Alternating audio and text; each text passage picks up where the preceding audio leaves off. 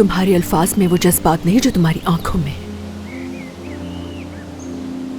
झूठ मत बोलो, तुम्हें मेरी जरूरत नहीं है। ना तुम्हें सुकून चाहिए और ना ही फैमिली।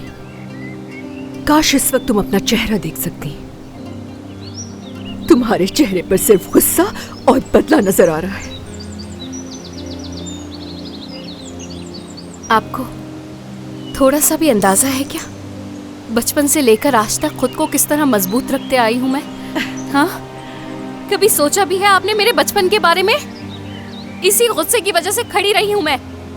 अगर ये गुस्सा ना होता मेरे पास तो क्या किसी को अपने ऊपर हावी होने से रोक पाती मैं? हाँ, ये गुस्सा ही है जिसने मुझे जीना सिखाया। आई समझ में? और शायद यही जीने का तरीका है जो मुझे आता है।